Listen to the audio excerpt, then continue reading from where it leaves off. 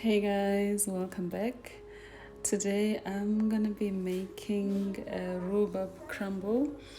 I've got rhubarb, 2 cups of flour, vanilla extract.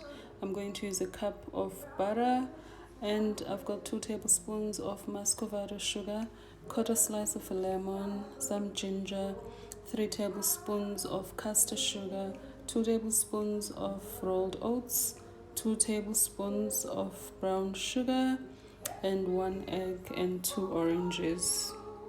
And I'm gonna start with the crumble. So in goes the flour, and 2 cups, sugar, more sugar,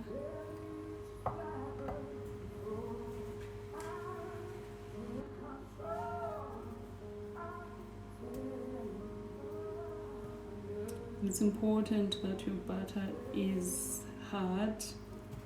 It helps with the crumble. And I'm just gonna put a little bit of, and I'm going to use my hands. You could use a food processor if you want the process to go fast, but I need this so it is also a little bit therapeutic for me. Yeah, the oats I'm gonna add right at the end because I'm gonna use some of this crumble as a base when I put everything in the oven, and I don't want to have oats in the base, so I'm just gonna put it on top. I actually think I'm going to add some almonds as well. I have some almonds, I just need to find them. Yeah, so you just carry on with the process until you have your nice crumble. So once your crumble resembles something like breadcrumbs, you know that you are almost there. So now what I'm gonna do is that I'm just gonna separate this because I'm just gonna add the egg for the base, and then the rest will go on top. So you don't need anything extra unless you just want to zhuzh it up some more. Then you can add, I don't know, flakes of almonds on top of the oats. I mean, there's a whole lot of variations that you can do, but I'm just gonna stick with the oats actually now that I've thought about it. So I'm happy with my crumble. It's very crumbly. So yeah, just gonna separate this because this is just gonna be the base. So I'm just gonna use 2 handfuls. Actually, I think it's a lot considering the size of the dish that I'm going to use. So this is a bit much. This is fine.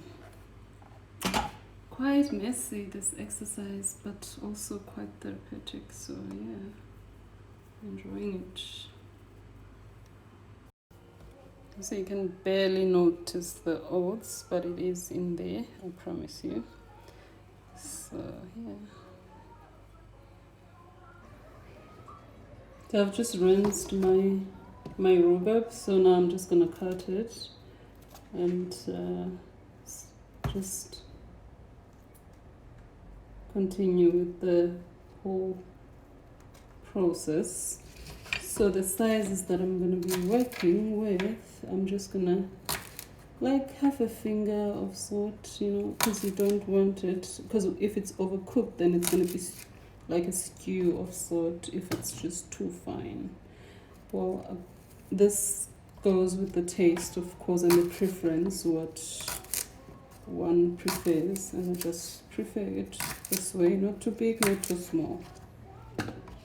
So yeah, and then once that's done, then I'm just gonna, if you want, you can actually peel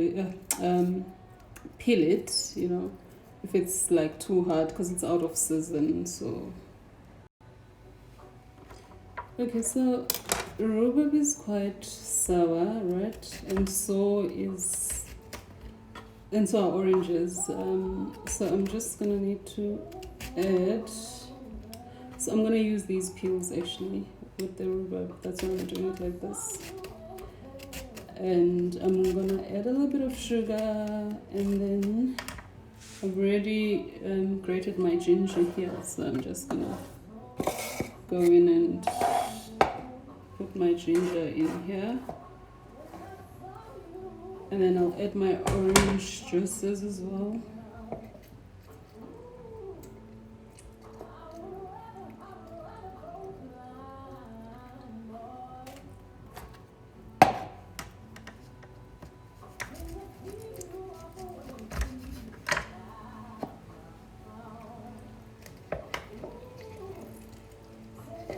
So this is just to enhance that citrusy flavor, because rhubarb is quite sour. I've already said that. Yeah.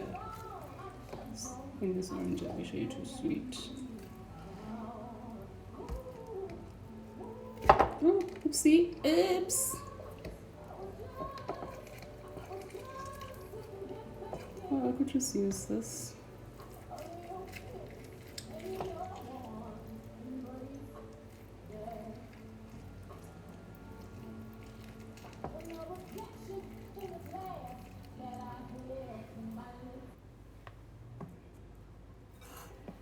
So there I have enough juices there, so I'm just gonna go ahead and add the muscovado sugar some more, because obviously you know this is sweet.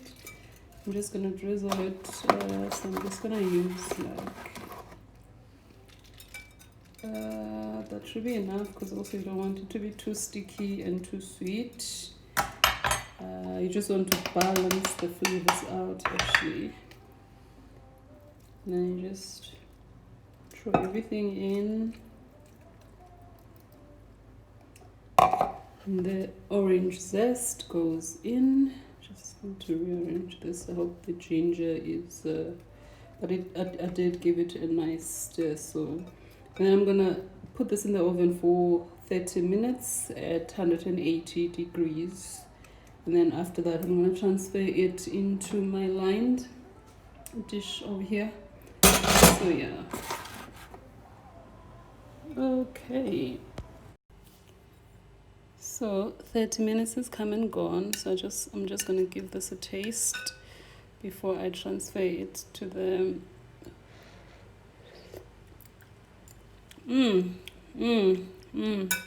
Oh, ginger is coming out very strongly, but in a good way. So I'm happy with this. So I'm just gonna transfer it to the other dish and then put the crumble on top, and then off to the oven again for 10 minutes. And then I'll just add the crumble now on top, loosely so, because otherwise it's not a crumble if it's not loose. So I'm not gonna pat it down. I'm just gonna do it like this, and then what's left, of course, I will store and then reuse it again.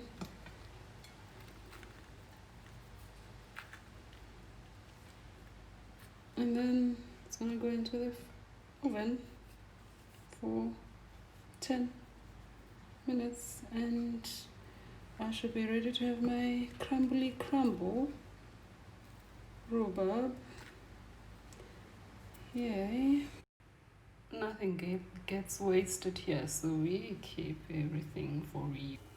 Okay, so this is how we're looking, straight from the oven. And then the moment of truth is gonna come now when I have to plate it. So I'm just gonna leave it here for like a couple of minutes and then cut it and see if it turned out the way that I wanted it to turn out. So there's my crumble, rhubarb crumble. You can see that, well, it's crumbling even on top, but I'm happy with how it turned out. You can have this with homemade ice cream or homemade custard. I'm actually going to do a video next time on how to make a homemade custard. So yeah, it's a bit messy up here, but yeah, there it is.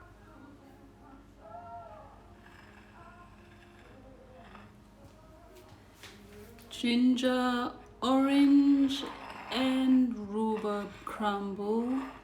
Like I said, you can serve it with homemade ice cream or homemade custard or even store-bought, up to you really, but it goes very well with any of those. And I mean, it's a winter dessert, it's warm, it's nice, you can pretty much get away with doing this in winter like I am.